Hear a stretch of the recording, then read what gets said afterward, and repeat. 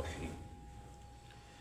اس کی تفسیر ہم نے بسم اللہ میں بھی بیان کی ہے، اور اب اس کا مختصر اعادہ کرتے ہیں۔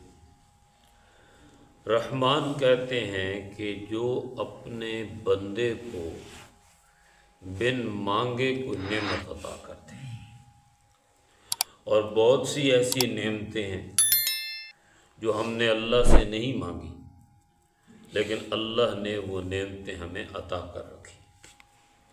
ہم اللہ سے نیند نہیں مانگتے، اللہ تعالیٰ ہمیں نیند کی نعمت عطا کرتا ہے۔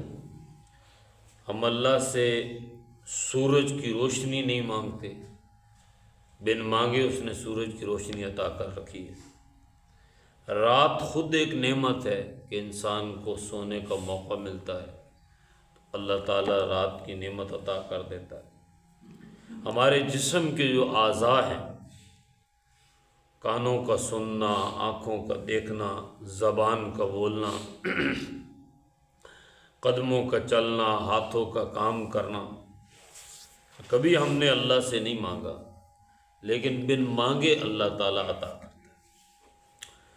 دوسرا رحمت کا مطلب یہ ہے کہ ہمارے بہت سے گناہوں پہ اس نے پردہ ڈالا ہوا ہے، یہ اس کی رحمت خاصہ ہے۔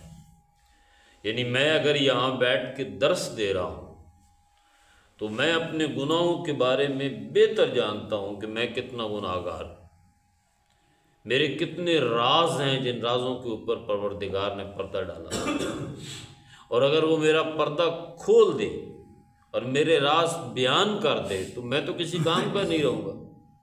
تو یہ اس کی رحمت ہے کہ اس نے میرے گناہوں کے اوپر پردہ ڈالا ہوا۔ تیسرا رحمت کا مطلب یہ ہے کہ وہ ہمارا مالک ہے، ہم اس کے غلام ہیں، لیکن ہم غلام ہو کے اس مالک کی نافرمانی کرتے ہیں۔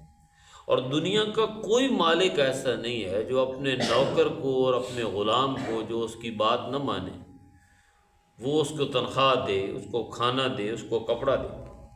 لیکن یہ واحد مالک ہے کہ آپ اس کی جتنی بھی نافرمانی کرتے ہیں، اس نے جو رزق آپ کو مقرر کر دیا ہے وہ رزق آپ کو پورا دیتا ہے۔